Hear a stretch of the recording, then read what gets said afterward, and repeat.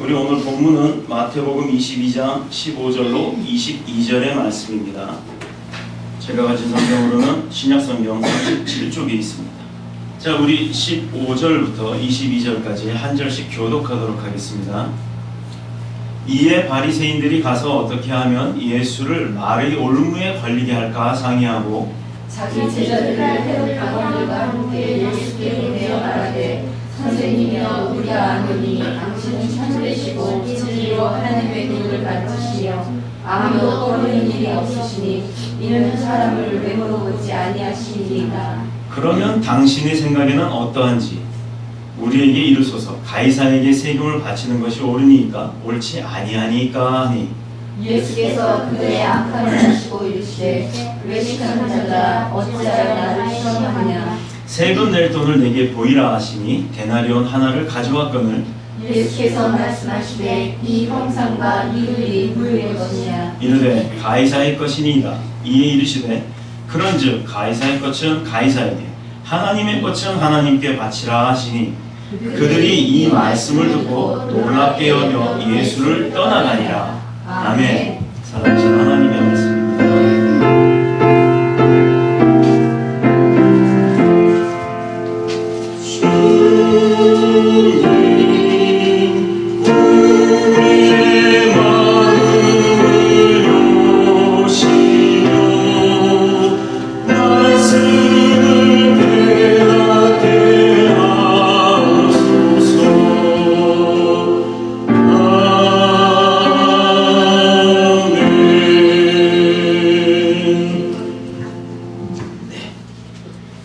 우리 오늘 이 본문의 말씀을 가지고 나눌 은혜의 제목은 나는 누구의 소유인가입니다. 함께 은혜를 나누도록 하겠습니다. 자, 우리 현종이는 누구의 소유지? 하나님의 소유. 아멘. 현종이지. 아니 나는 그걸 원하는 게 아닌데 현종이가 예배를 정말 잘 드렸네요. 엄마 아빠요 이 소리 나올 줄 알았는데 야, 역시 현종이야. 종. 목사님은 누구지요? 목사님은 하나님의 종이에요. 현종이에요. 현재 종이라고 믿음으로 받으세요, 집사님. 네. 현종이 믿음으로 잘 키우시길 바랍니다. 맞아요. 우리는 소유가 하나님에 속해 있는 사람들이에요. 그러나 현실적으로 보면 각 가정에 속해 있고 우리 인천에 속해 있고 또 내가 다니는 회사에 속해 있는 사람들이고 더 나아가서는 그 많은 280 몇 개국이요 전 세계가 그 가운데 대한민국이라는 곳에 속해 있는 사람들. 자, 자기 자신이 소속이 없다 그러면 그거 얼마나 처량한 줄 아세요? 마찬가지로 영적 세계에도 마찬가지입니다. 영적 세계에 크게 나눠서 하나님께 속한 자, 하나님께 속하지 아니한 자 이렇게 구분이 되어진다고 얘기했어요.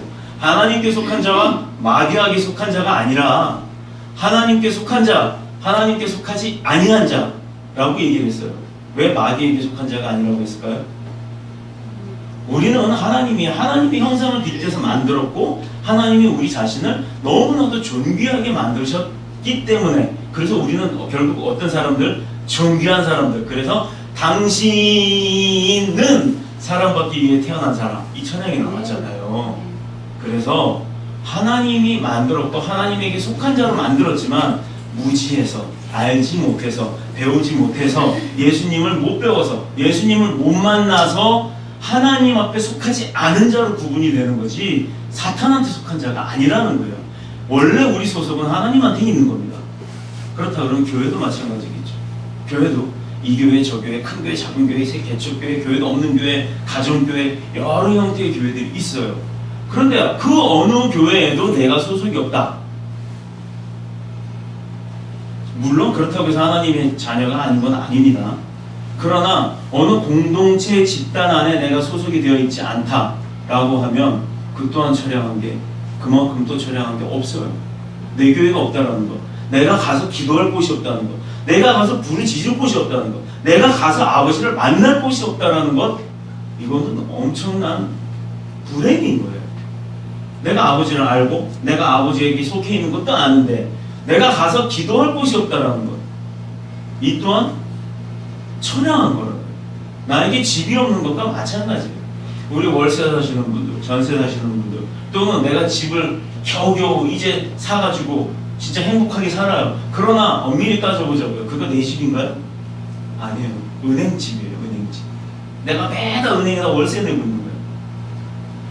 이름만 내 집으로 해놓고 버는 거에 일부는 세금으로 소득세를 내요. 또 취득세도 내고요. 뭐 재산세도 내고 그래요. 1년에 한 번씩. 별거 내 집도 아닌데 은행집인데도 불구하고 그렇습니다. 그렇다면 우리가 믿음의 삶을 살면서 내가 섬기는 교회가 어떤 곳이어야 된다? 큰 곳? 작은 곳? 어떤 게 좋을 것 같아요? 큰 건 나름대로 좋음이 있겠죠. 또 작은 곳은 작은 건 나름대로 좋음이 있습니다. 저와 사모님은 어떻게 보면 30년이 넘었죠. 교회에서 사역이. 그 30년, 30한 4, 5년 된 것 같아요. 그 정도 되는 시간을 교회를 섬겼어요. 교회를 큰 교회도 섬겨봤고 우리나라 방송에도 나오는 교회도 섬겨봤고, 근데 그냥 성도로 다닌 게 아니라 그 교회에서 어떤 일을 했어요. 중추적인 일을 했죠. 그러다 보니까 큰 교회의 모습, 중간 교회의 모습, 더 작은 교회의 모습, 이런 동네 교회의 모습, 그 다음에 지금은 개척교회의 모습, 이것을 다 알고 있습니다. 하나님이 왜 그렇게 교회를 옮겨다니면서 사역지를 옮기게 하시면서 큰 교회, 작은 교회를 다 겪게 하셨느냐? 그걸 저는 이제 아는 거예요. 왜 그랬느냐? 왜 그랬느냐? 제가 교회를 설립을 하고 하나님이 너 이제 내가 교회를 세울 거니까 넌 이 교회도 배우고 저 교회도 배우고 이렇게 다니라고 하시질 않았어요. 저도 강도사 때까지만 해도 교회를 설립하려고 마음 먹질 않았어요. 아실 거예요, 다들. 저는 교회 설립할 생각이 없습니다라고 얘기했었고, 그렇다고 해서 부교육자로 어느 교회를 가겠다 그것도 아니었어요. 그냥 선교사로 나가서 진짜 아무것도 없는 데서부터 하나님을 모시고 만들어가는 걸 꿈꿔왔었어요. 그런데 하나님께서는 그 사역을 하기 전에 먼저 교회를 개척하게 하셨습니다. 자, 여러분, 지금 제가 문자를 보내드리죠. 다 받으시죠? 여기 아이들 빼고는 다 받으실 거예요. 그거 매번 보시면 뭐가 매일매일 바뀌죠? 날짜가 바뀌어요. 맞아요. 집사님 나오세요. 오늘은 어른 세 분한테도 드릴 겁니다.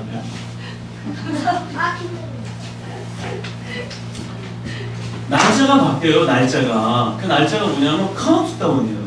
지금 70 며칠까지 갔나요? 아니요. 76일.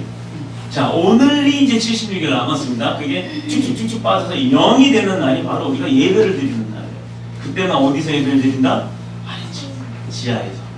어떤 데서 예배를 드린다? 더 뉴스 보건교회 예배당. 성전에서 드리는 거예요. 아버지 계신 아버지 집에서.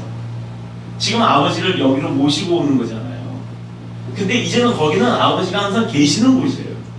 그러니 내가 마음에 상처를 입었어요. 힘이 들어요. 또 세상 가운데 일을 하면서 정말 억울한 일을 당했어요. 그리고 내가 위험에 빠질 뻔했는데 그거를 건져주셨어요. 내가 운전하시는 분들 사고 날 뻔했는데 그걸 막아주셨어요. 사고가 안 났어요. 이런 거 감사함이 있잖아요. 또 힘들 때는 힘든 대로 위로함을 받고 싶죠. 내가 마음에 상처가 있을 때는 뭐 남편으로부터 아내로부터 싸움이 있었다든가 억울한 일을 당했다든가 주변 아저씨 때문에 뭐 옆집 아줌마 때문에 거래처 때문에 속상한 일이 있다든가 이럴 때는 그 누구한테 얘기할 거예요? 목사님 저한테 와서 얘기해도 뭐 제가 해결해 드릴 수 있는 방법이 있나요? 저는 그저 위로밖에 못 드립니다. 그런데 아버지 앞에 와서 아버지 집에 아버지 계신 곳에 찾아와서 아버지한테 내가 그걸 다 얘기하는 거예요. 일러버려요. 내가 가서 너 나 속세게치 가서 주먹으로 때리는 게 아니라 한 대 맞고 와요. 한 대 맞고 와서 아버지한테 한 대 맞았어요. 저 사람이 나 억울하게 때렸어요. 일러버리세요. 아예. 그러면 그거 누가 갚아주신다? 하나님. 하나님이 가서 너 이놈 너 내 아들 왜 때렸어? 팍! 이게 아니에요. 하나님은 절대 그러시는 분이 아닙니다. 하나님 앞에 어떤 목사님들 그러죠. 당신 뭐 이거 안 하면 죽어요. 뭐 이렇게 하는데 정말 급박한 일이 아닌 이상 하나님이 그 사람을 위해서 이거 안 하면 목숨 데려가겠다고까지 하시지 않는 이상은 하나님은 그렇게 겁을 주시거나 하나님은 그렇게 때려서 하시는 분이 아니에요. 다만 하나님이 말씀을 주시고 본인 마음 가운데 감동을 줬는데 막 그때는 내가 하나님이 나한테 이런 감동을 주셨어. 맞아, 내가 이거 해야지 하다가 잊어버리고 못할 때가 있어요. 예를 들면 제가 교회에서 교회를 섬길 때 그때 그쪽 교회 목사님이 사도행전 설교를 참 많이 하시고 사도행전에 대한 역사, 의미 그리고 그 강론을 하실 때 내가 오늘 집에 가면 사도행전을 1절부터 끝장까지 다 읽어야지, 꼭 읽고 자야지, 그 마음 딱 가졌었어요. 그 감동을 주셨기 때문에. 그런데 얼마나 제가 교만하고 게을렀냐면 집에 오자마자 씻고 TV 본다고 하고 밥 먹고 이러다가 아이고 좀 이따 자기 전에 침대에서 봐야지 이러다가 침대에 눕자마자 스르륵 잠이 들어버렸어요. 그런데 하나님 앞에 제가 주신 그 감동을 안 지킨 거잖아요. 하나님이 읽어라 라고 했는데 그때 그 밤중에 어떤 일이 벌어졌느냐, 화장실을 들락들락 갑자기 배가 아프고 토하고 얼굴이 막 이렇게 부어오르고 누가 보면 뭐 음식 잘못 먹어서 식중독 걸렸다라고 할 정도로. 근데 저요 트러블이 좀 있어요. 저는 고등어를 못 먹습니다. 다른 생선은 다 먹는데 고등어는 혓바닥에 닿기만 해도 저는 막 두드러기가 아니라 물집이 수포가 생겨요. 그게 나중에 이렇게 막 부어오릅니다. 병원 가면 이 살이 다 떠요. 처음에 좁쌀만해지다가 파달만해지다가 그게 서로 막 뭉쳐요.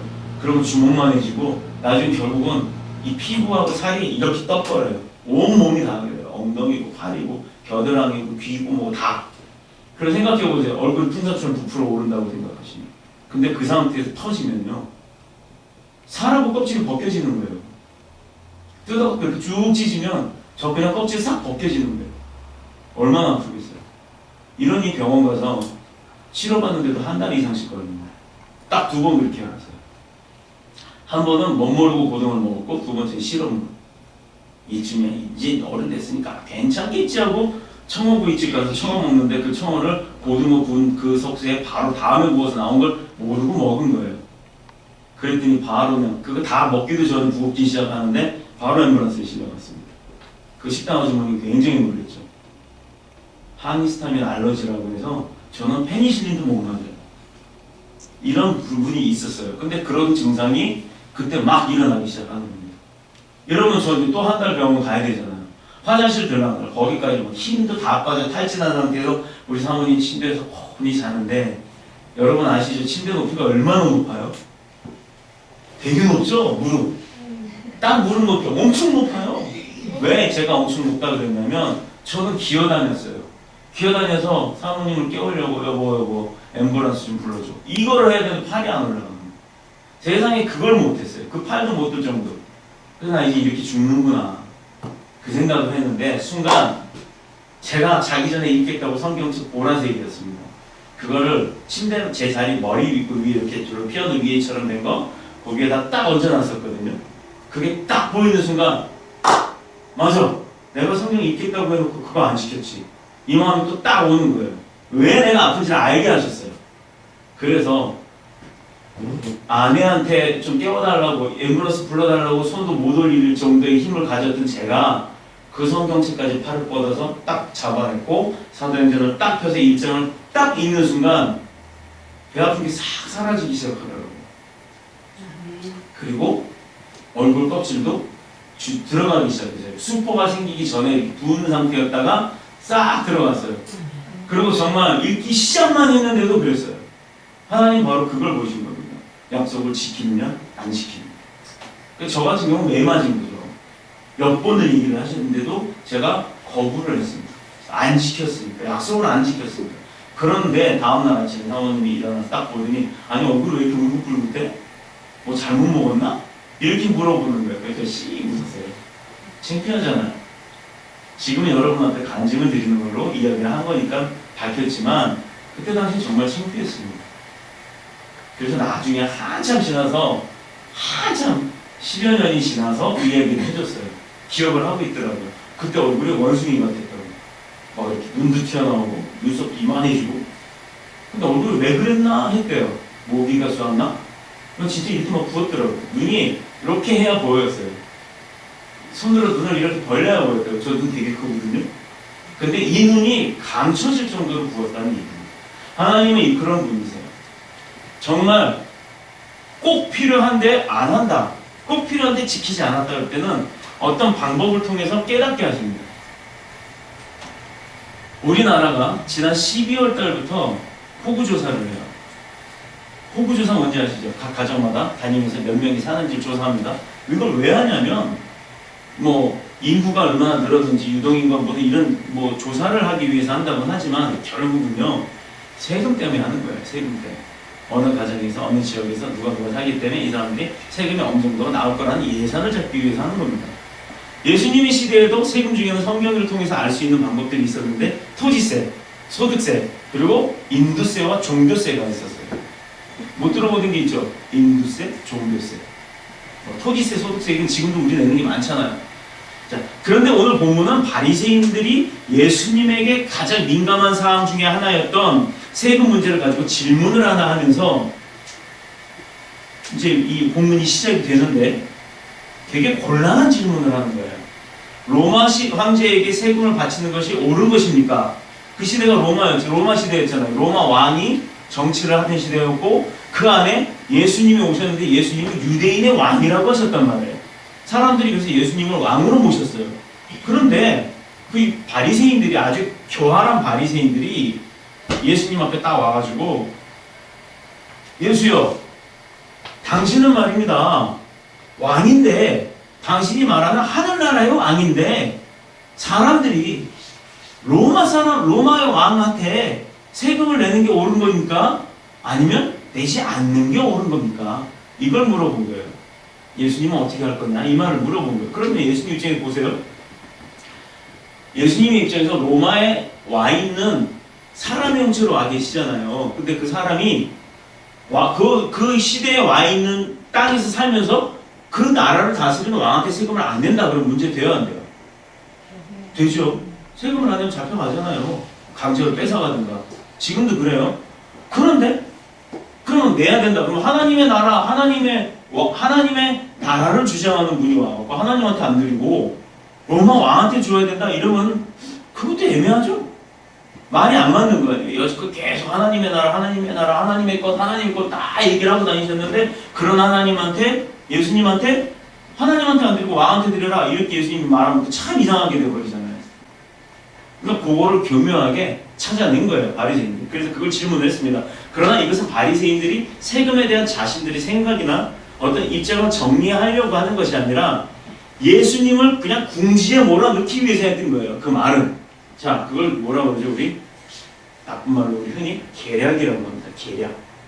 모략은 이걸 모함을 하는 거지만 어떤 작전을 짜서 그 사람을 아주 곤란에 빠뜨려 버리는 걸 계략이라고 해요. 로마 황제에게 바치는 것이 옳은 것이냐? 아닌 것이냐? 옳은 것이냐? 그런 것이냐? 이렇게 물어본 거예요. 그렇다 그러면 그 당시 로마의 식민지로 억압을 받았고 이스라엘 자체, 예수님이 계셨던 그 이스라엘이 로마의 정복지였단 말이에요. 로마 군인들이 와서 정복을 했어요. 일본 사람들이 우리나라에서 정복을 해서 우리나라 세금이고 뭐 금은 뭐하고 다 캐갔잖아요. 자기네 거라고. 이제 이 나라가 자기네 일본 땅이라고 선포를 해놓고. 그렇듯이 로마 사람들도 이탈리아나 이스라엘에 와서 그 이스라엘 백성들 것을 갈취해가 뺏어가기 시작했단 말입니다. 그때 예수님한테 로마 황제한테 내는 게 옳아요 안 옳아요 물어본 거예요. 그럼 여러분 뭐라고 얘기를 해야 될까요? 참 애매하죠, 그죠? 근데 예수님이 어떤 분이냐? 지혜로운 분이시잖아요. 선생님이시고 지혜로운 분이시잖아요. 어떻게 얘기를 하셨는지 한번 보겠습니다. 바리새인들과 열심 당원들과 일반 시민들은 자신들의 세금이 결국 로마 헤롯 왕, 그때 다시 왕이 헤롯이었어요. 헤롯 왕이 사적인 배를 불릴 뿐만 아니라 여러분들이 내는 헌금이, 여러분들이 내는 선물들이, 그리고 물질들이 목사의 배만 불리면 되겠습니까? 안 되죠? 여러분들이 내는 헌금을 가지고 목사는 그걸로 생계를 꾸리는 것은 인정이 되겠죠. 목사가 온전히 교회 일만 하니까. 그런데 그거 말고 여러분들이 내는 헌금을 선교하는 데 써야 되고 여러분들 구제하는 데 써야 되고 또 어떤 사역들, 예수님의 사역들을 하는데 온전히 써야 되는데 목사가 그거 다 빼다가 자기 주머니 다 채워놓고 내가 뭐 차 바꾸는 데 써버리고 집 사는 데 써버리고. 저는요 그래서 집이 없는 게 행복해요. 저는 차가 지금 10년이 돼서도 행복해요. 막 터덜터덜 그래요. 그리고 누구 모시고 하면 미안할 정도로 투덕투덕 거려요. 그래도 잘 굴러가요. 전 그게 감사한 거예요. 그래도 작은 차가 아니어서 더 감사해요. 기름값 부담됐더니 하나님이 요새 또 기름값 확 내려주시더라고요. 요새 정말 많이 다녀야 되거든요. 비쌀 때는 아예 안 다니게 하시더니 정말 하나님의 손님은 그렇더라고요. 자, 각설하고 자신들에게는 아무런 도움이 없다는 사실을 잘 알고 있었기 때문에 세금을 거부하고 반대하는 입장이 있었던 거예요. 요즘에 우리도 그러죠. 세금은 선진국처럼 걷어가면서 복지 혜택, 국민들한테 주는 혜택은 진짜 요만큼밖에 안 된다. 그 돈 다 어디로 가냐? 우리가 낸 세금 다 뭐하냐? 지금 이러잖아요. 심지어 막 연말만 되면 보도블록 멀쩡한 거 다 깎아주시고 막 이래요. 그래야 돈을 다 썼으니까 세금을 예산을 더 탈 수 있다라고 해서 예산을 남기지 않으려고 그거 정말 어려운 사람들 싸서 다 나눠주면 좋을 텐데 그렇게 하면 예산이 안 나온다니까 엉뚱한 사역을 해버립니다. 멀쩡한 도로 다 깎아주시고 요 뒤에도 차 못되게 나버렸잖아요. 그렇듯이 그때도 불만이 많았다는 거예요. 그렇게 세금 내기 싫어했던 거죠. 그래서 그런 여론을 이끌어서 예수님 앞에 모든 사람들 모인 곳에서 딱 그 얘기 물어본 거예요. 누구에게 내는 게 옳겠습니까? 그러나 사두개인들과 정권을 잡고 있는 헤롯 당원들은 더 많은 세금을 뜯어내어서 오히려 더 뜯어서 로마에 대한 충성도를 높이고 잘 보이려고 이렇게 아부하는 사람들, 자신들의 사리사욕을 채우는데 혈안이 되어 있었기 때문에 세금에 대한 바리새인들의 질문에 예수님의 대답은 어느 쪽으로 결론을 내더라도 거기다 내는 게 옳다, 아니다라고 해도 정말 곤란한 입장에 처해 있었던 거예요. 그게 개낙이잖아요. 그래서 예수님은 힘들게 하려고 작정을 하고 물어본 질문이었기 때문에 이때 예수님이 그들에게 하신 대답이 무엇이었어요? 먼저 쇳돈을 세어보아라. 쇳돈, 세금을 세어보아라. 내게 보여라. 내야 될 그 돈을 보여라. 그때 돈을 보여줬어요. 여러분 오늘 찬양하셨죠? 찬양하셨던 그 악보 있어요. 악보 꺼내보세요. 예. 네. 악보 뒤에 그림이 있을 거예요. 그거 뭘로 보여요? 사람. 사람 얼굴 그림이 그려져 있는 동전입니다. 그게 로마 시대 때 쓰였던 돈이에요. 데나리온이라고 하는. 그게 실제로 있어요. 그게 박물관의 유적지 그 지금 전시되어 있는 거를 인터넷에 올려져 있는 걸 제가 사진을 떠온 거예요. 자, 실제로 그 돈이 있었다는 얘기는 뭐죠? 그때 시대가 진짜로 있었다는 얘기예요. 성경이 거짓말이 아니라는 얘기예요. 그 성경에 대한 그 역사들은 전부 전 세계, 특히 이슬람권을 통해서 이스라엘 주변의 국가들을 통해서 전부 다 드러나고 있어요. 심지어 모세 저기 왜 이렇게 여기서 보이죠? 방주 만든 그 방주, 구원 방주, 그 구원 방주도 실제로 그 자리가 나왔잖아요. 찾아졌잖아요. 아라랏산 중간 한 산 중턱에 우리나라 따지면 백두산보다 더 높은 산인데 백두산 중턱에 그 큰 배가 있었던 자리가 있어요. 어떻게 그 나무를 가지고 거기다 배를 만들어 놨겠냐고. 뭐 산에 나무만 그렇게 해다가 그 의미가 아니고 그 주변 산이 없는 사막입니다. 벌판이에요, 벌판. 벌판 높은 산 한가운데 배가 있었어요. 이 얘기는 뭐죠? 배가 진짜로 떠서 물이 빠지면서 거기 걸쳐진 거라는 얘기예요. 이런 고고 역사학자들이 이런 걸 보면서 성경은 진리라고 그 사람들이 더 난리가 나는 거예요. 과학자들이 얼마나 똑똑한 사람들이에요. 여기서 쇳돈이란 로마 황제의 초상화를 그려놓고 이 화폐가 로마 황제의 소유라는 것을 알려주는 거예요. 우리나라 동전 뒤에 딱 보면 뭐 학도 있고 뭐 보리쌀도 있고 막 이래요. 동전을 보면 또 이순신 장군도 있고 세종대왕인가요? 이순신 장군인가요? 아무 그럴 거예요. 그 인물 초상화도 있고 근데 그 반대쪽을 딱 뒤집어 보면 숫자가 써 있어요. 50, 100, 뭐 이렇게 500 써 있는데 그 밑에 한번 보시면 꼭 뭐라고 써 있어요? 한국은행, 뒷면으로는 코리아 뱅크. 이게 어디 돈이라고요? 연도수도 나오고 맞아. 한국은행 소유. 한국은행이 어느 나라 은행이에요? 한국의 은행이잖아요. 그럼 그 돈은 어느 나라 돈? 한국 돈. 그 돈 다 누구 거? 내 거 하면 좋겠죠. 그 돈은 다 하나님 거예요. 하나님 다 운영하시는 거예요. 그래서 그게 다 여러분들한테 여러분들 가정으로 막 몰려올 줄 믿습니다.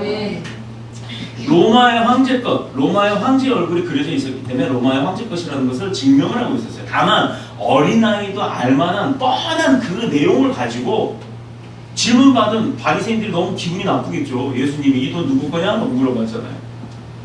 그럼 황제 그림이 있을 거 로마 황제 거잖아요. 애들도 다 아는 거잖아요. 지금 우리 저 한국은행 거라고 다 알잖아요. 그렇죠? 그러니 그 바리새인들이 얼마나 지식적인 사람들인데 기분 나빴을까요? 예수님이 자기들 무시하는 것도 아니고 이건 애들도 아는 거지. 아 당연히 로마 돈이니까 로마 황제 그림이 있으니까 로마 돈이지. 그렇게 생각했을 거 아니에요. 되게 무시하니까 생각을 가졌을 겁니다. 그런즉 이 질문받은 사실 자체를 되게 그 바리새인들이 기분 나빠했던 거예요. 그러니까 예수님도 굉장하신 분이죠. 곤란하게 하니까 기분 나쁘게 버리죠. 너 나한테 그런 걸 말이라고 물어보냐? 이제 속으로 그러셨을지도 모르겠지만 근데 깨닫게 하시기 위해서 방법을 그 사람 눈높이에 맞춰주셨다는 겁니다. 예수님은 바로 그런 분이에요. 내가 모르고 깨닫지 못하면요 그 사람 눈높이에 맞춰서 계속 알려주세요. 그런데도 못 알아들으면 저처럼 그렇게 맞아요.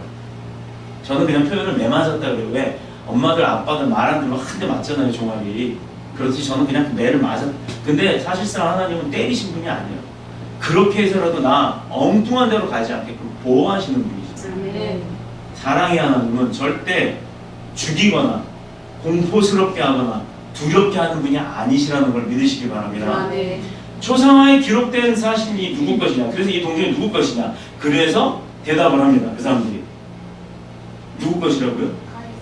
로마 황제의 것입니다.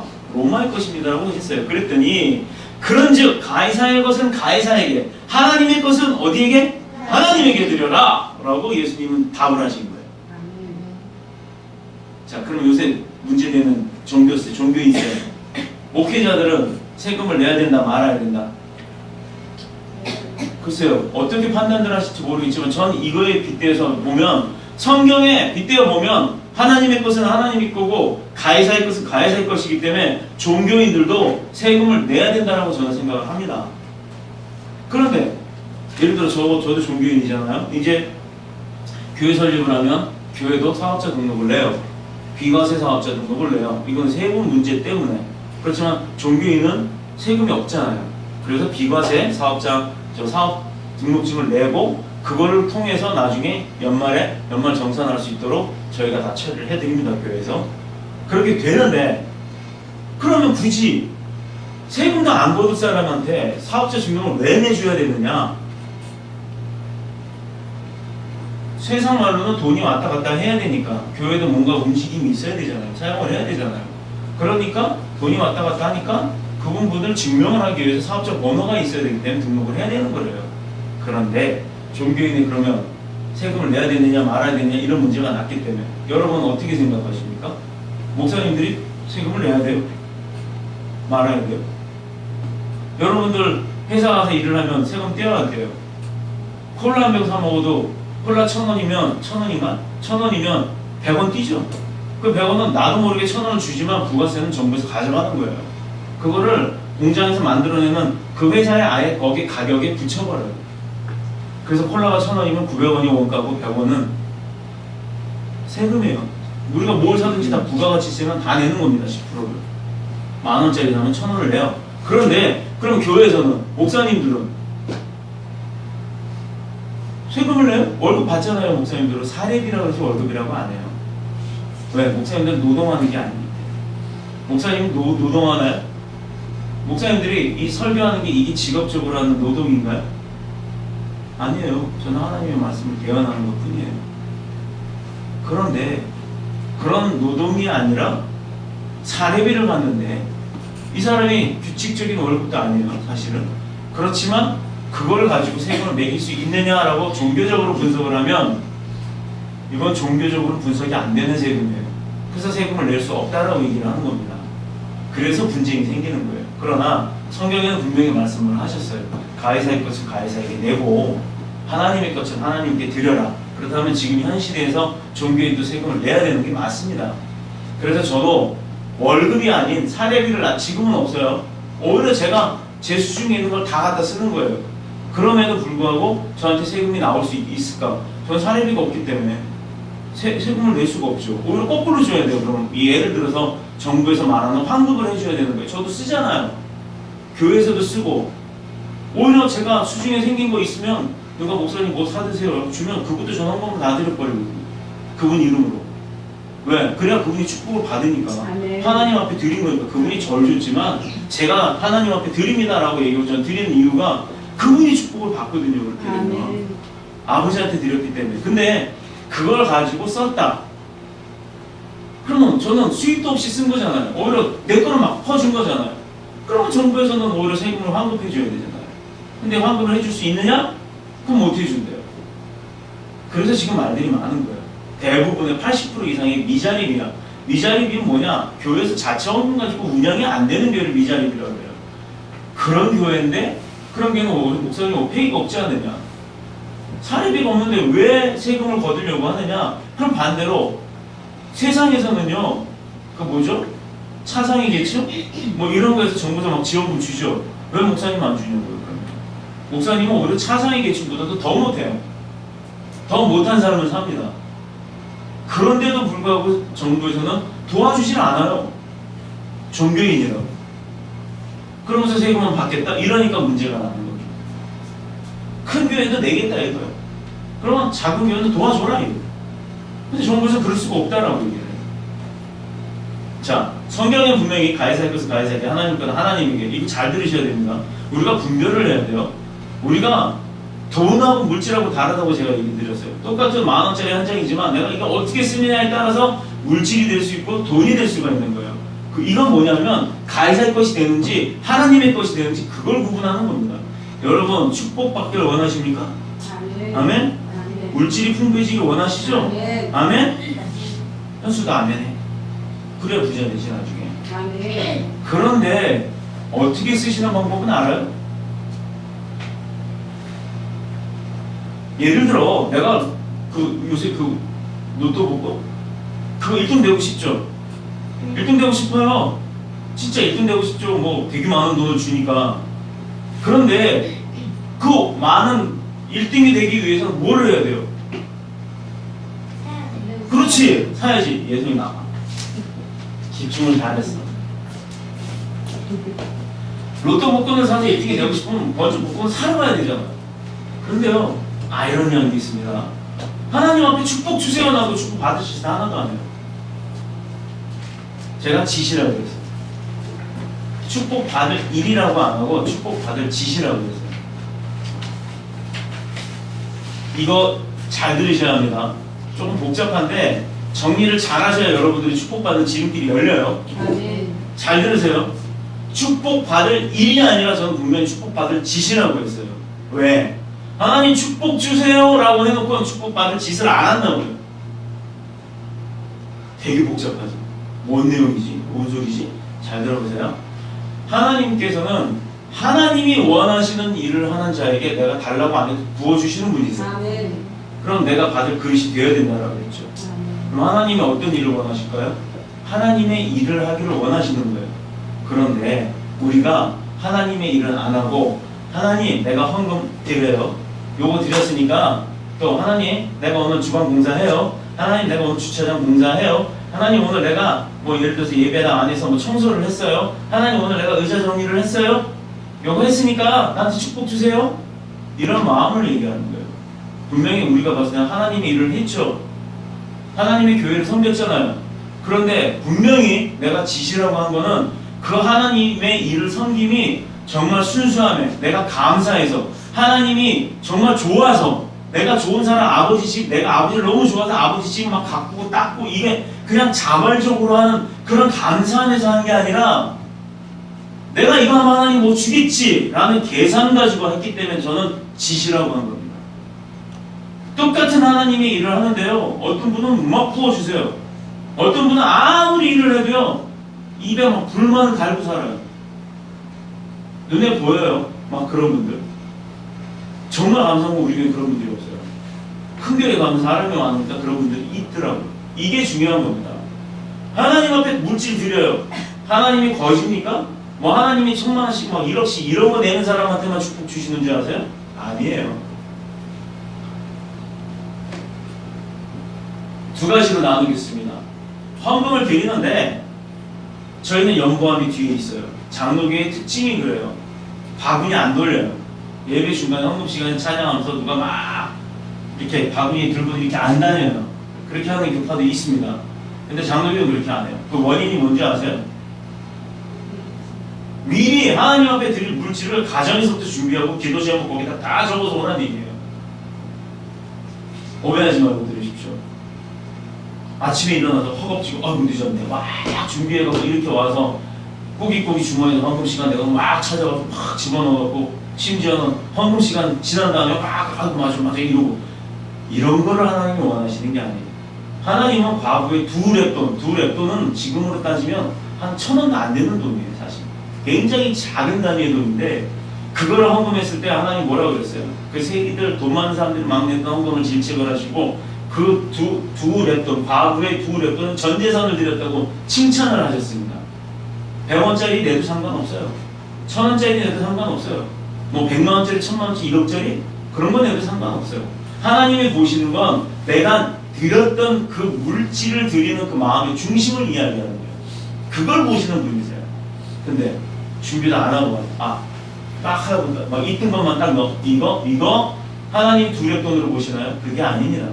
그래서 장로면은 연보함이 따로 있는 거고 들어올 때 미리 거기 다 정리를 해서 넣고 들어오는 거예요. 여러분 제가 감사기도 나올 때마다 감사헌금을 하시라고 했어요. 거기 꼭 감사기도 내용을 쓰라고 했어요. 우리 어떤 학생이 크리스마스가 지났잖아요. 성탄절이. 근데 헌금 봉투에 저도 그게 저한테 올라옵니다. 그럼 누가 얼마나 넣은지 몰라요. 개수팀에서 우리 사모님 다 정리를 하고 봉투만 저한테 보내주세요. 그럼 봉투를 봐요. 저는 누구 이름도 보기 전에 기도 써 있는 것부터 찾아요. 왜냐? 기도를 해야 되니까. 그 기도 제목을 목사가 봐야 하나님 앞에 기도를 하잖아요. 그런데 없는 사람이 태만이에요. 심지어 이름도 안 쓰시는 분들이 있어요. 이름 쓰세요. 아무리 바빠도 이름 쓰지 않는 거 아니에요. 하나님은 아시지만 이름은 쓰세요. 쓰셔야 되는 거예요. 그렇게 해서 뭐 집사면 집사, 누구 이렇게 쓰세요. 그렇게 해서 보여주시면 제가 그걸 놓고 기도를 하는데 문제는 기도 제목이 없다는 거예요. 감사헌금 목표 올라오는 거예요. 그럼 이 사람은 무슨 감사가 있지? 저 궁금하지. 목사 힘들게 하지 마세요. 그거 알아내려고 막 기도하는 거예요. 하나님 이 가정에 감사드리고 주시니 감사합니다. 그런데 막연합니다. 무슨 감사인지 모르겠습니다. 감사하게 했으니 감사합니다. 계속 감사거리가 생기게 해주세요 라고만 하지 구체적인 기도를 못 해드려요. 하나님 우리 가정이 주님 앞에 더 크게 쓰임 앞에 합당하게 해주세요 라고 올라오는 기도가 있습니다. 또 하나님 감사합니다 라는 기도가 있어요. 또 제가 눈물 나도록 기뻤던 건 예수님이 오셨다 이렇게 쓰여있던 감사헌금 목소리 있었어요. 아이가 그렇게 썼어요. 얼마나 예쁜지 몰라요. 막 그림 자기 딴에는 그림 그린다고 십자가도 그려고 이쁘게 얼마나 예쁜지 몰라요. 그 마음이 보여서 나도 이런데 이 아이의 마음이 하나님 앞에 상달되었구나. 네. 바로 그걸 보시는 거예요. 성의를 보시는 거예요. 그래서 사람들이 제가 오해하지 말라고 말씀드린 거는 사람 목사가 성의를 보세요 그러면 많이 넣으라고 그러는 줄 아세요? 아니요. 그 얘기가 아니에요. 하나님이 형편 모르십니까? 다 아세요? 저 이제 곧 2월달 되면 이제 공사가 시작이 되니까 광고 시간에 말씀드리겠지만 우리 교회들 작정하라고 얘기를 할 겁니다. 이거 명령 떨어졌기 때문에 제가 해요. 저는 헌금 감사하는 사람이 아니지만 하나님이 원하시기 때문에 말씀드릴 게 있어요. 그건 이제 광고 시간 때 따로 드리겠습니다. 이렇듯 하나님은 중심을 보시는 분이에요. 근데 가해살 것은 가해살게 하나님 것은 하나님에게 드리라 라고 이렇게 말씀을 하시면서 아주 명석한 답을 한 거예요. 오히려 곤란하게 만들려고 했던 그 제자들, 그 바리새인들이 더 역으로 당해 버렸어요. 답은 정확하게 했잖아요. 하나님은 하나님 건 하나님 앞에 드리고 그 다음에 로마 황제 거는 로마 황제한테 줘라. 그러니 이 동전으로 드리는 것은 당연히 로마 황제 거니까 로마 황제한테 세금을 내는 게 맞지. 이렇게 암묵적인 대답을 하신 거잖아요. 드러나지 않는. 그러니까 지혜 있는 자만 들으라는 거예요. 알아들을 수 있는 사람은 알아듣는 거예요. 못 알아듣는 사람은 그렇게 해줘도 몰라요. 그럼 결국은 어떻게 돼요? 예수님이 뭐 로마 건 로마한테 주고 뭐 황제 건 황제한테 주라고 했으니까 뭐 하늘 건 하나님 건 하나님한테 주라고 했으니까 나는 그 로마 시민이니까 로마한테 주면 되겠네. 이렇게 생각하는 사람들이 있죠. 그럼 그 사람은 하나님 앞에 축복을 받을 수 있을까요? 못 받죠. 하나님 앞에 드리는 게 저는 물질만 말하는 게 아니에요. 하나님이 원하시는 건 돈이 아니라는 거예요. 그 돈 다 드리고 나서 나 이제 할 거 다 했다. 이게 문제라는 거예요. 교회 안에는요, 물론 우리 교회 얘기 아닙니다. 교회 안에 헌금 물질을 많이 드린다고 해가지고 그 어느 뭐 장로님이 됐든 뭐 권사님이 됐든 집사님이 됐든 그러고 나서 내가 서열 몇위, 그래서 그게 뭔 소린가 했어요. 헌금 서열 몇이에요. 세상 그게 공개가 되는 교회도 있더라고요. 어느 분이 헌금 서열 1위라고 해갖고 목사님도 그한테 쩔쩔매요. 아니 목사님이 하나님 앞에 쩔쩔매야지 성도 앞에 헌금 많이 낸다고 쩔쩔맵니다. 이게 대한민국 교회가 만본주의가 들어와서 돈의 물질에 사로잡힌 교회들이 그렇게 많아요. 그러니 하나님이 한탄하시죠. 오늘 차경숙 집사님이 기도 가운데 처음과 같은 그 마음이 변하지 않기를 원한다고 하나님 앞에 이렇게 간구하셨어요. 저희 가언이 뭔지 아세요? 처음과 같이 끝까지. 안 하면 안 했지, 한번 하기로 했으면 끝까지 한다는 겁니다. 자, 하나님 앞에 섰습니다. 주의 중에 안 되려고 10년을 버텼다가 저는 직원들 다 내보내고요, 직원들 퇴직금 다 처리해주고 나니까 전 집에 10원 한 장 없이 망했었어요. 직원이 100명이 넘었었어요. 영양사까지 두고. 그런 큰 회사를 하다가도 하나님이 불어버리시니까 한순간에 거지가 돼요. 그래도요, 저는요, 저살궁리 안 했습니다. 직원들, 그 가족들을 생각해서 제 차까지 다 팔아가지고 퇴직금 다 맞춰주고 나니까 저는 빚도 없고 직원들한테 뭐 덜 준 것도 없고 그 대신 남는 게 없더라고요. 그러고 나서 어머니 아프게 하셨어요. 암 걸리게 하시고 아주 정말 바닥에 회사 망했어요. 직원이 100명이에요. 한 사람이 그때 당시에 100만 원씩만 준다고 해도 100명이 돈이 얼마예요? 월급이? 응. 응? 1000만 원이 아니지. 저기지. 그렇지. 한 달에 월급을 1억을 줘야 돼요. 그게 벌써 20년 전 얘기예요. 20몇 년 전 얘기야. 그 시대 100만 원은 큰 돈이죠.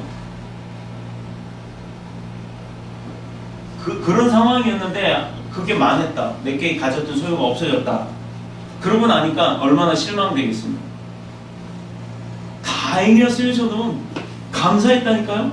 실망이 아니라 빚진 게 다 없어졌고 빚 갚을 일이 없고 나 위해서 열심히 일했던 같이 했던 그 식구들, 그 직원들 뿐만 아니라 그 직원의 가족들까지 다 해주고 해줬다. 부담이 없잖아요. 욕 안 듣다 먹잖아요. 그게 감사했다니까요. 나는 없어졌지만 하나님, 그리고 나로 인해서 피해본 사람이 없잖아요. 그게 감사했다고요. 그런데 그 와중에 또 어머니가 암이 발병이 됐어요. 그때 당시 암 보험도 없을 시대입니다. 뭐 우리 드링크제 바카스라는 거 있죠. 요만한 병 하나가 뭐 250만 원씩 하는 거 사와야 돼. 그걸 보름에 한 번씩 맞으셔야 돼요. 그러니 장장 4년 동안 그렇게 하셨으니 돈이 얼마가 들어갔겠어요? 그 250만 원짜리 약만 한 달에 300이 들어가는, 이제 500이 들어갔는데 그거 말고 병원비 빼고 약값만 그것도 서울 가서 사와야 돼요. 직접 병원에도 없다고 해서 4년 동안 그랬으면 돈이 얼마가 들어갔겠습니까? 되게 많겠죠? 계산 안 되죠?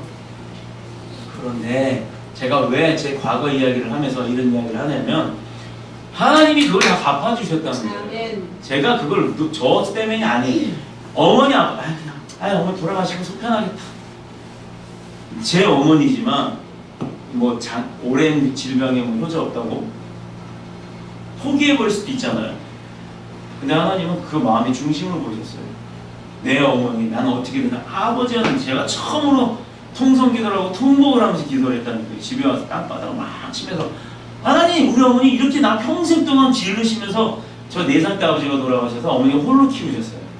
혼자 키우시면서 뭐 쌀가게 뭐 지구 다니면서 생선 뭐 바구니에 달고 다니면서 생선 팔고 맨날 술빵 팔면서 나 질리도록 이 술빵을 6개월 동안 밥 대신 먹고 살고 라면만 몇 개월 먹고 그 다음에 하루에 한 끼 먹는 건 뭐 기본이었고 아침에 신문 돌리고 저녁에 학교 갔다가 또 신문 돌리고 그거 갖고 벼룩인가요? 빈대 나오는 이만한 방에서 그것도 시장통에 있는 방에서 이 사람 사는 꼴이 아니었어요. 진짜 그렇게 살았으면서도 그렇게 키우면서도 나 버리지 않고 키워주신 엄마인데 이 엄마 이제 내가 효도할 만하니까 나 회사 망하면서 속상하고 그것 때문에 병이 생겼는데요. 아버지 데려가신다고 하시니 나 이거 도저히 안 됩니다. 아예 저 데려가시고 우리 어머니 살려달라고. 제가 그렇게 막 땅바닥을 치면서 울었어요. 하나님이 그 기도 들으셨을까요? 안 들으셨을까요? 저를 위한 기도가 아니라 저의 어머니를 위한 기도였어요. 하나님이 그 기도 응답하셨습니다. 병원에서는 3주밖에 못 산다고 판단이 났는데도 불구하고 수술을 하다가 도저히 안 됩니다 하고 도로 다시 덮었어요. 그랬던 분이 7년을 더 사셨어요. 항암도 깨끗이 나았고. 하나님 바로 그런 분이에요. 여러분도 정말 마음 가운데 소원하시는 게 있으세요? 그렇다 그러면 하나님 앞에 애곡한다 그래요. 애곡. 애가 뭐냐면 내 뱃속에 들어있는 창자예요. 여러분 맹장 걸리신 분 보셨죠?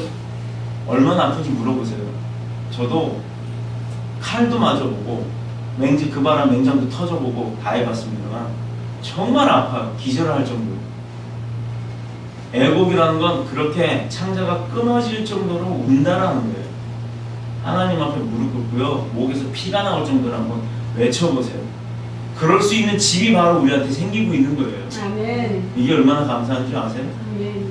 내가 가서 부르짖고 기도할 수 있는 곳이 없어요. 지금 아파트에서 하실 수 있습니까? 민원 들어갑니다. 부부싸움 하는 줄 알아요? 울고 불고 난리 났다고. 교회 가서 하나님 만나보세요. 교회 오시면 하나님 만나는 게 그래서 중요한 거예요.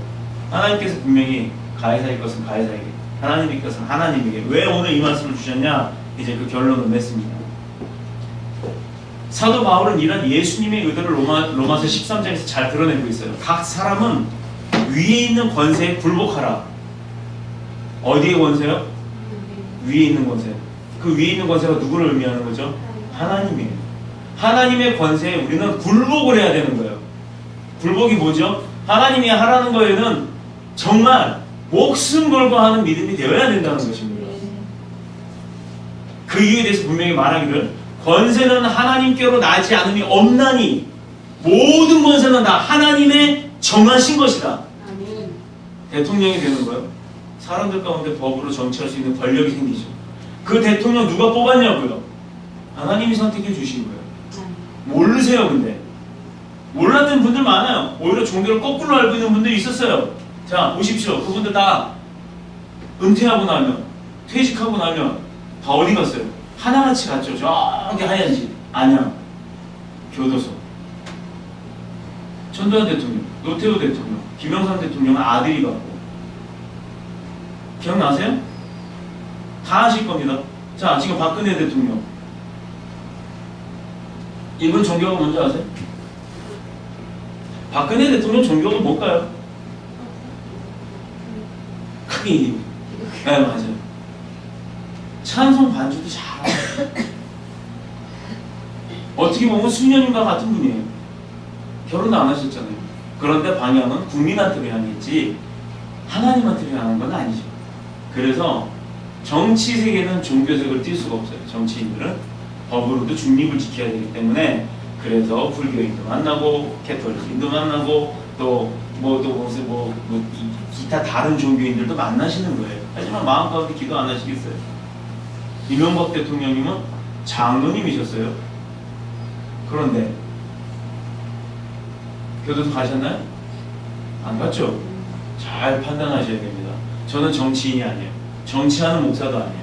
그래서 저는 되게 싫어요. 정치하는 분들을 싫어해요. 그리고 정치하는 목사님은 더더욱 싫어해요. 그런데 제가 이 부분을 분명히 밝히는 것은 믿는 대통령은 욕을 먹더라도 다르다는 겁니다. 사람이 욕을 안 먹을 수는 없어요. 누군가 저도 욕할 수 있어요. 아 목사가 말이야 막 설교 1시간도 넘고 막 이런다고. 근데 주시는 거 대연할 때는요 어쩔 수가 없어요. 저도 끊고 싶어요. 지금도 1시 10분이에요. 12시 10분이에요. 이제 딱 10분 남았어요. 10분 안에 정리를 해야 돼요. 저도. 그렇지만 하나님 주시는데 그걸 제가 어떻게 막습니까? 그리고 물어봐요. 길었다는 얘기를 모르겠대요. 시간이 나중에 보니까 배가 고파서 보니까 길었대요. 하나님이 길게 주시면 저는 길게 가요. 근데 짧게 주시면 짧게 해요. 그거는 하나님께서 여러분들의 상태에 따라서 그렇게 주시는 줄 저는 믿습니다. 모든 권세가 하나님의 허락하심을 통해 성립되는 것임을 나타내시고 그 권세 또한 하나님의 것이라는 것을 말씀하고 계신 거예요. 누가? 사도 바울이. 사도 바울이 어떤 사람이었어요? 사울이었을 때 기독교인을 잡아 죽이고 정말 핍박을 하던 사람이에요. 그랬던 사람이 하나님을 만나고 나서 변화되었죠. 내가 믿음이 뭐라 그랬어요? 믿음은 변화되는 것. 세상에서 그렇게 나쁜 짓을 일삼았던 사울 왕이 하나님을 만나고 은혜를 체험하고 나니까 싹 바뀌어서 지금은 그 다음부터 누가 됐어요? 사도 바울이 됐어요. 바울이 돼서 예수님을 증거하고 다녔다고요. 그런 예수님을 믿는 사람을 잡아 죽였던 사람이 자기는 죄인 중에 죄인이고 괴수 중에 괴수라고 고백을 하면서 그 다음부터 예수님만을 증거하고 다녔다는 거예요. 이게 바로 변화되는 거고 그게 믿음이라는 거죠. 제가 그냥 막 하는 말이 아니에요. 여러분 믿음이 뭡니까 하면 다 몰라요. 다. 어떻게 교회를 수십 년 다녔다고 내가 권사를 장로라면 장로님 그럼 믿음이 뭡니까? 라고 물어보면 그 믿음에 대한 말을 못해요. 그냥 막연하게만 알아요. 이게 세상 교회가 그렇습니다. 제가 청년들하고 만나서 이야기를 하다 보니 정말 기절할 뻔했어요. 어느 교회가 이단인지도 구분을 못해요. 엄마가 장로고 권사고 그런데도 그 집안의 자녀들이 대체 어느 교회가 이단이고 어느 교회가 제대로 된 교회고 내가 교회 가서 뭘 배우는지를 몰라요. 이 아이들이 지금 알아듣지 못할 것 같죠. 예성이 믿음이 뭐라고? 순종, 변화되는 것. 사람이 바뀌어가는 것. 예수님을 알고 나서 예수님처럼 바뀌어가는 것. 이게 아이들한테 심어져야 되는 것입니다. 여러분들 자녀들이 있죠? 자녀들한테 그런 교육을 할 수 있는 부모가 돼야 되는 거예요. 아멘. 그래서 부모님들도 배우셔야 되는 거예요. 교회 가서 목사님만 보고 오시는 게 아니에요. 교회 가면요 목사님 안 봐도 돼요. 사실 목사님 만나봐야 인간적 위로밖에 더 받겠습니까?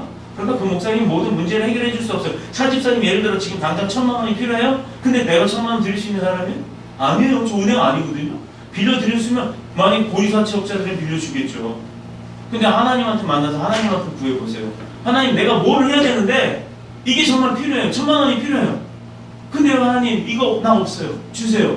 근데 하나님의 뜻에 맞으면 그거 다른 분을 통해서라도 마련해 주시는 분이 하나님이세요. 아멘. 그 믿음이 있어야 되는 겁니다. 우리 가운데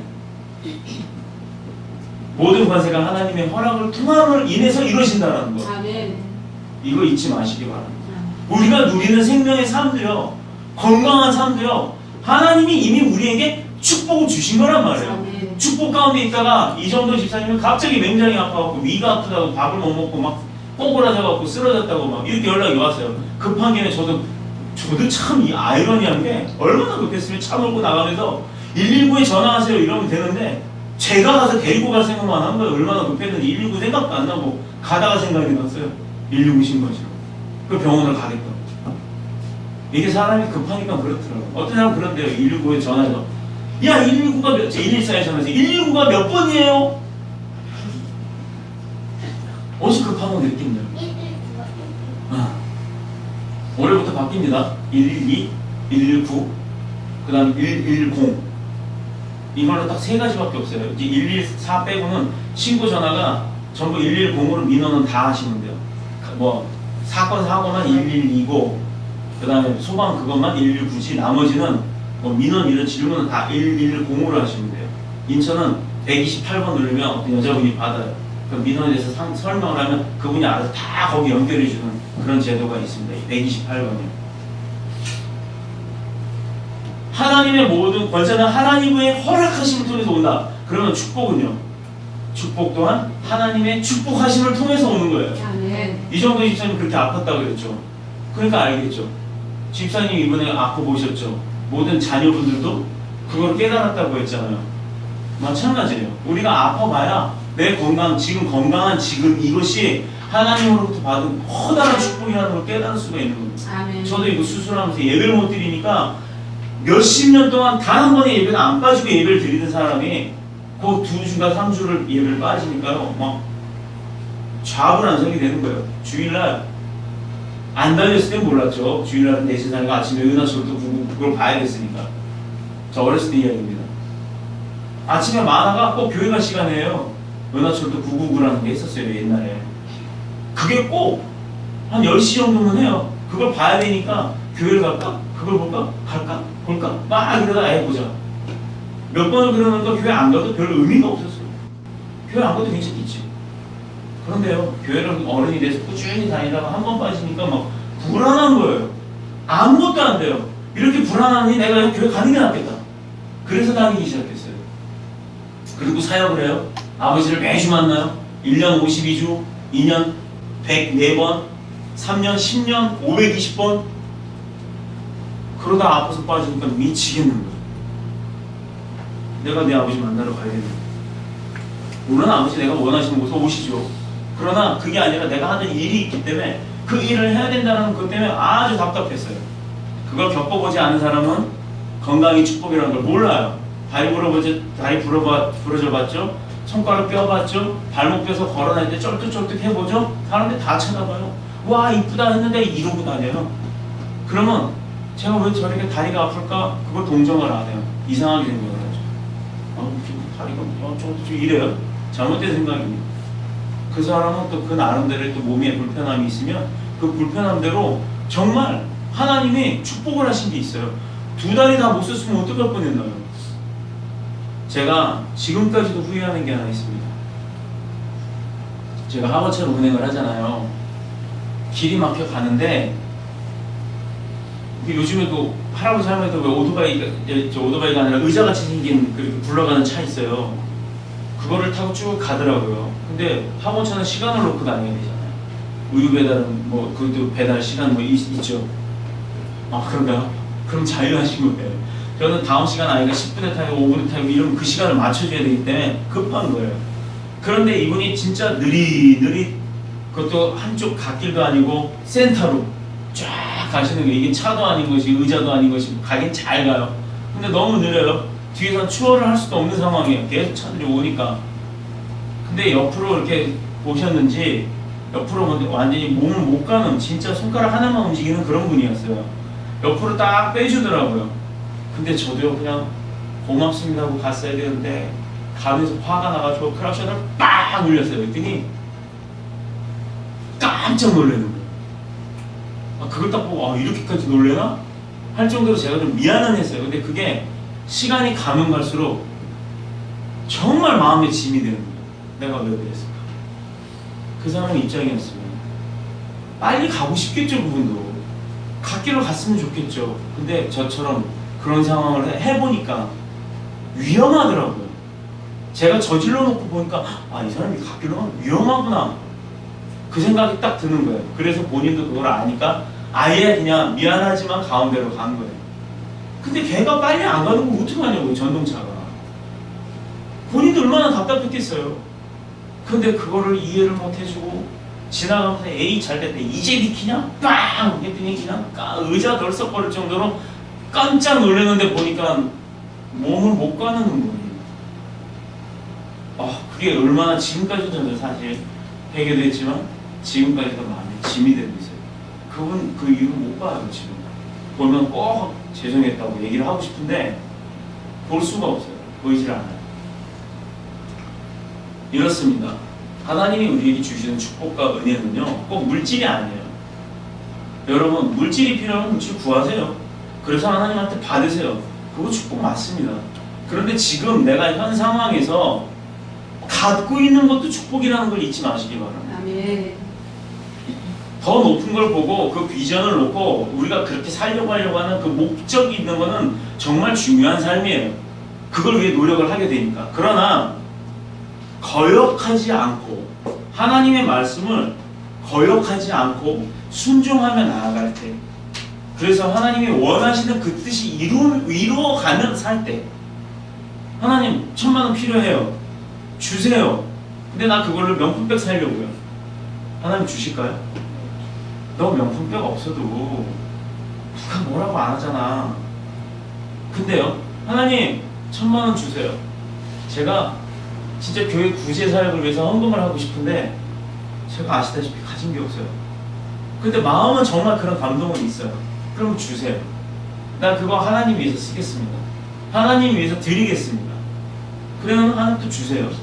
딱 생겼어요. 기도가 응답됐네? 감사합니다 하고 드리는 분이 있는 반면에 마음이 바뀌어요. 마음이 바뀌어요. 견물생심이라고. 저도 그런 경험을 해봤지만 그런 분들이 있어요, 실제. 하나님이요, 주신 거 뺏어가시는 분은 아니세요. 주신 거 알아서 쓰게끔 하세요. 근데 그분의 믿음을 보십니다. 어떻게 하시느냐. 1,000만 원 다 드리고 있는데 500만 원만 드리고 500만 원 내가 좀 급하니까 좀 쓰자. 나중에 좀 드리지. 이 마음으로 빼시는 분이 있어요. 그러면 하나님 그 다음에 어떻게 하시냐. 500원 받으세요, 분이. 그럼 그 500만 원에 대한 건 어떻게 하시느냐. 안 나갈 곳에서 나가게 하십니다. 그거 하나님이 그렇게 복수하시는 게 아니에요. 잘 들으셔야 됩니다. 하나님이 복수하시는 게 아니에요. 하나님 1,000만 원에 대한 축복을 주셨잖아요. 그죠? 믿음으로. 근데 500만 쓰고 500원 내가 안 썼다고 그 틈을 사단이 틈타는 거예요. 그래서 사단이 뺏어갑니다. 교통사고가 나든가 질병이 나든가 아니면 어떤 뭐가 무너졌다든가 해가지고 피해를 주게 해갖고 그걸 내가 나가지도 않아야 될 부분을 나가게 만드는 게 사탄의 역사입니다. 11조에 대한 이야기를 하나 할게요. 제가 저희 진짜 쌀 떨어졌을 때가 있었어요. 그때 11조를 선불 11조라는 걸 해봤어요. 하나님 믿음으로 합니다. 저 지금 돈 없어요. 제가 그때 카드에서 현금을 뺐어요. 빼가지고 하나님 우리 11조 드릴 형편이 안 되지만 내가 하나님 주시는 축복 11조에 대한 축복을 내가 알고 그것을 믿고 주님 앞에 믿음으로 드립니다. 이거 정말 감사함으로 드립니다. 계산이 아니라 하나님이 주시든 안 주시든 그건 하나님의 뜻입니다. 그러나 저는 제가 지금 나의 믿음으로 하나님 앞에 이 선불 11조를 드립니다 하고 드렸어요. 제가 왜 이야기할까요? 축복이 있었기 때문에. 그 선불 11조에 응답이 있었어요. 정말로 10배의 축복이 왔습니다. 아멘. 쌀 떨어진 집에 100만 원 이상의 물질들이 들어왔어요. 이거 저희 생각지도 못한 게 나온 거예요. 어떤 방법이었냐? 그 보험사 통해서 들어왔나요? 지금 가물가물한데 하나님은 그렇게 역사하세요. 우리가 잊어버려서 그 기간이 지나면 아예 찾지도 못하는 없어져 버리는 국고로 환수돼 버리는 그런 걸 알게 하셨어요.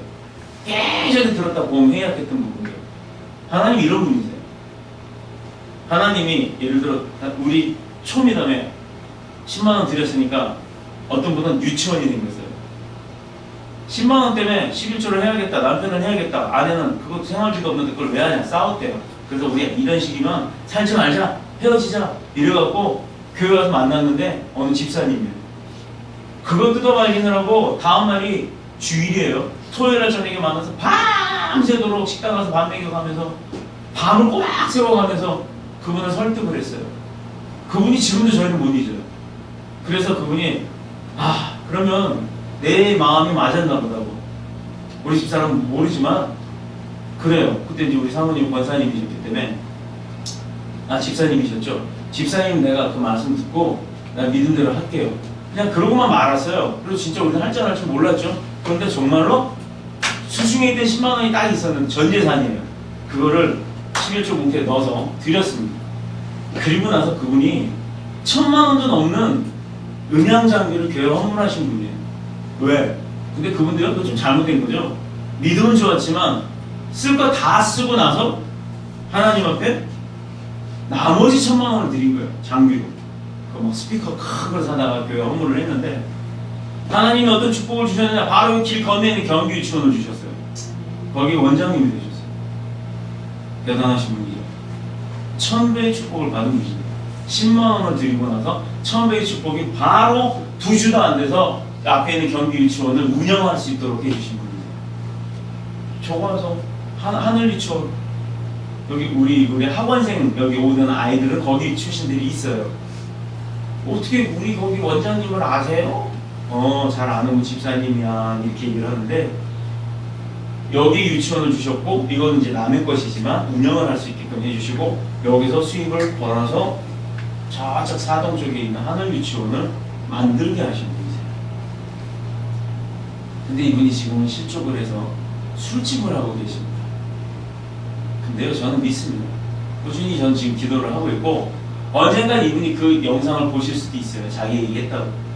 그러나 그분은 분명히 하나님 앞에 순종했던 분이기 때문에 되돌아오실 줄 믿습니다. 아멘. 그의 자녀들이 정말 하나님을 따를 수밖에 없는 이름이에요. 이름 자체가 그래요. 이름 자체가 주님만을 봐야 되고 주님의 종이 돼야 돼요. 이름이 그래요. 이름이. 그런 집안 아이 자녀들은 그런 집안 부모인데 안 돌아오겠습니까? 돌아올 수밖에 없습니다. 하나님 바로 그러신 분이에요. 내가 계수하지 말라고 하는 게 있어요. 하나님 앞에 아까 말씀드렸듯이 내가 이거 드리면 하나님 못 주겠지, 내가 이거 하면 하나님 뭘 주시겠지, 이건 절대 받을 수 없는 축복이에요. 그런 계산은 하나님 더 먼저 우리 생각과 마음을 아시는 분인데 내가 어떤 마음으로 드리는지 모르시겠습니까? 정말 내수 중에 100원밖에 없어요. 1000원밖에 없어요. 근데 그 마음이 과부의 두 랩돈과 같은 마음이었다면 하나님은 1000배 아니 10,000배의 축복도 주시는 분이세요. 아멘. 근데 그게 아니라 1000만 원을 내고 1억을 헌금을 했다 하더라도 나 이거 11조 드렸으니까 나 할 일 끝. 나는 이번 달 하나님 앞에 할 거 다 했다. 아무것도 안 해. 교회 와서도 뒷짐만 짓고 예배도 쑥쑥 빠지고 이렇다 그러면 그 1억일 때 1000만 원일 때 그게 무슨 의미가 있겠습니까? 그건 물질이 아니라 돈밖에 안 되는 거예요. 그런데 세상의 교회 일부 교회는 그런 분들한테 쩔쩔매요. 교회는 돈 없어도 돼요. 교회가 부자 될 이유 없습니다. 교회 부자 돼봤자 목사 배불리는 일밖에 없어요. 그래서 저와 여러분들이 하셔야 할 일이 뭐냐면 교회가 물질이 재정이 쌓여가기 시작하면요 그걸 써야 돼요. 어디다? 구제 사야 돼요. 교회 안에도 어려운 사람들이 있어요. 그런 사람들 돕는 거예요. 또 교회 밖에도 보면 정말 형편 어려운 사람들 많아요. 그런 사람들 돕는 거예요. 누구의 이름으로? 교회 이름이나 목사의 이름이 아니라 예수님의 이름. 아멘. 이런 교회가 돼야 될 줄로 믿습니다. 아멘.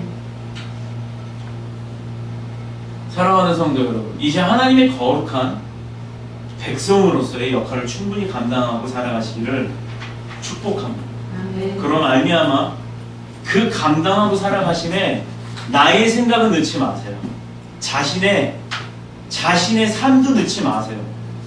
오로지 하나님 앞에 순종하고 하나님의 일을 해가며 순종하며 살아나가는 그 삶 가운데는 오로지 하나님만 바라보십시오. 하나님을 바라보셨을 때 그 눈빛, 우리 그 남편은 아내 쳐다볼 때 이 왼수 이러고 쳐다보면 아내가 그거 모르나요? 알아요. 또 이 눈빛하고 가라마, 이 눈빛하고 가라마, 이 눈빛하고 눈빛만 봐도 알잖아요.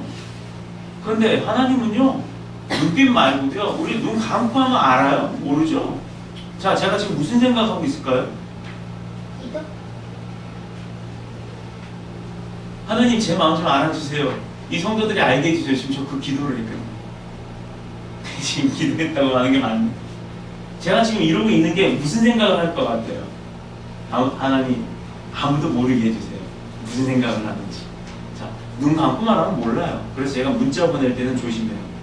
되게 장문의 문자를 보냅니다. 문자는요 똑같은 말인데도 오해해서 할 수가 있어요. 상대의 마음이 좋을 때는 오해를 안 하지만 상대의 마음이 안 좋을 때는 똑같은 걱정인데도 불구하고 자기를 걱정해 주는 건데도 불구하고 뭐야 비아냥거리는 거야? 이렇게 받아들일 때가 있어요. 그래서 저는요 중요한 건 꼭 전화를 합니다. 뭐 중요하지 않은 게 아니라 간단하고 오해 사지 않을 만한 건 문자로 하지만 꼭 중요한 건 전화를 통해서 이야기를 합니다. 전화는 목소리나 억양이 들리잖아요. 그래서 이 사람이 화가 났는지 안 있는지를 다 감정을 할 수가 있는데 더 중요한 거는 만나서 해야겠죠. 그러나 문자 하실 때 여러분 조심하셔야 돼요. 네. 아프세요? 네. 아프세요? 네. 느낌이 어떠세요? 아프세요? 네. 아프세요? 네. 똑같은 내용 답을 하면 모른단 말이에요. 근데 우리는 억양에 따라 다르잖아요. 집에 갈래? 네. 집에 갈래? 네. 이제 이해되셨나요? 하나님한테도 그런 방법이에요. 하나님이 우리에게 주시는 방법은 똑같이 그래 내가 너를 안다예요.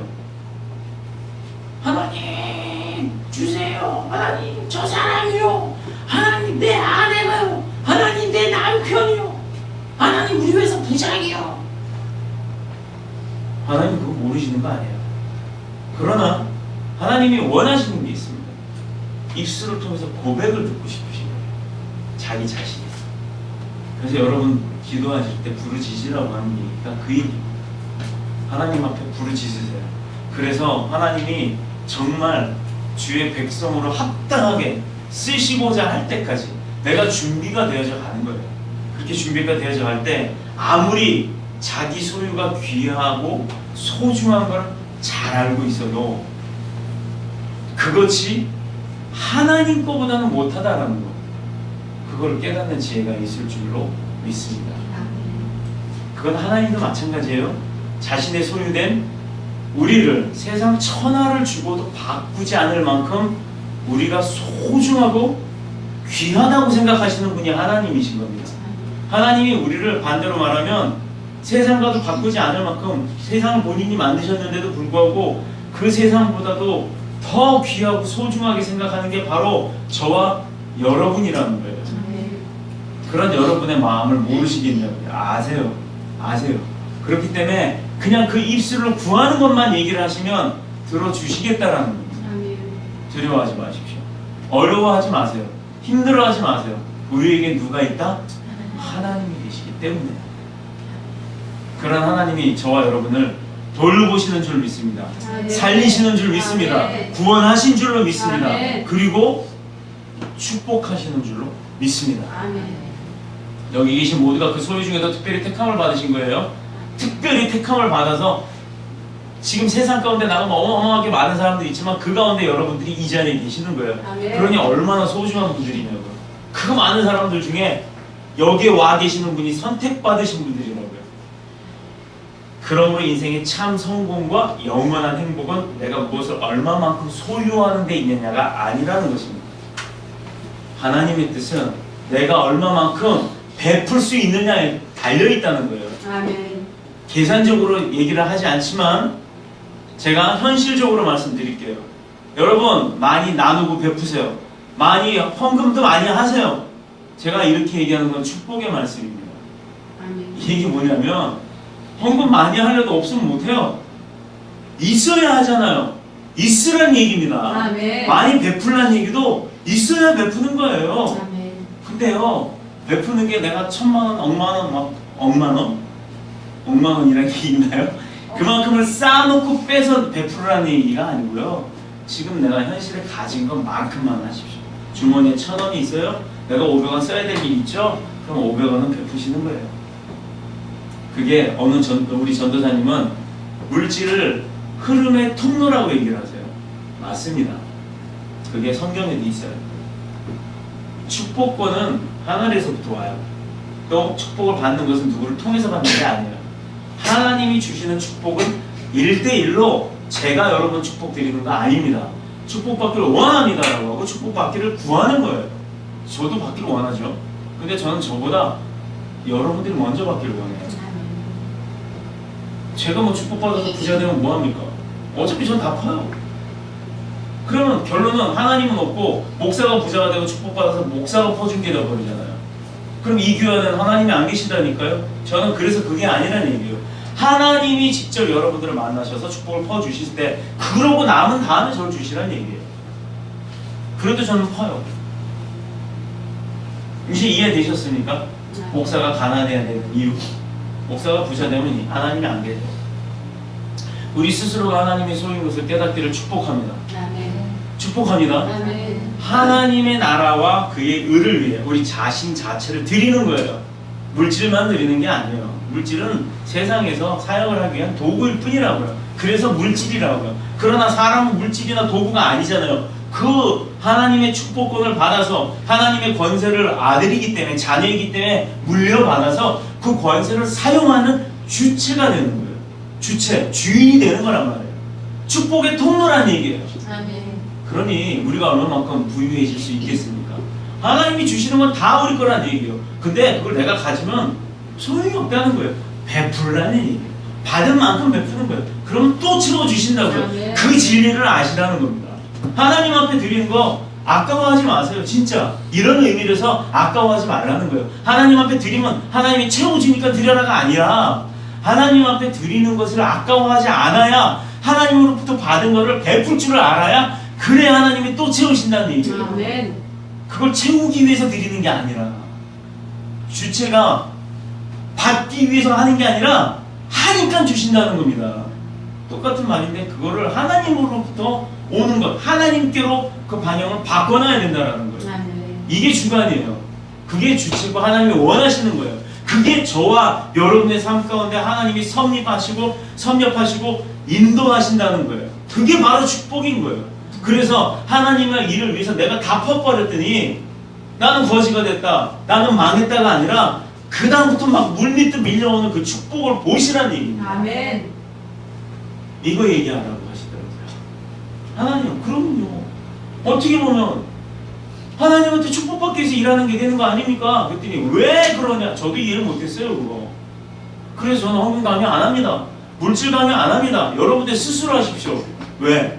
그래서 많이 받는 분은 많이 받고 적게 하는 분은 적게 받고 그거는 여러분들이 자유지 내가 줄 수 있는 게 아니다. 저는 그 생각을 했는데 하나님이 그걸 바꿔주신 게 뭐였냐면 주체를 봐라. 주체를 너가 받기 위해서 하는 거냐 아니면 너가 했더니 내가 주는 거냐 그걸 얘기를 하시더라고요. 여러분 이제 저 헌금 강요 안 해요. 그렇지만 헌금 강요를 합니다. 왜? 여러분들 축복 받을 방법을 가르쳐 드리겠다는 거예요. 건강 필요하신 분도 건강을 위해서 하세요. 아픈 사람이 나와서 봉사할 수 있겠어요? 그러면 형편 되는 것 물질 드리세요. 진짜 하나님 사역하고 싶은데 내가 지금 몸이 아파서 건강이 필요한데 못합니다. 그러니 내가 가지고 뭐가 있어요? 그냥 없지만 이 마음의 정성을 담아 물질 조금이라도 드리겠습니다 했을 때 하나님 건강도 주시는 거고 그 다음에 또 물질을 계속 그럴 게 아니라 건강 찾았으면 건강을 드리라는 얘기예요. 하나님이 원하시는 거는 돈을 원하는 게 아니라 우리 자신을 원하신다. 너 자신을 원한다.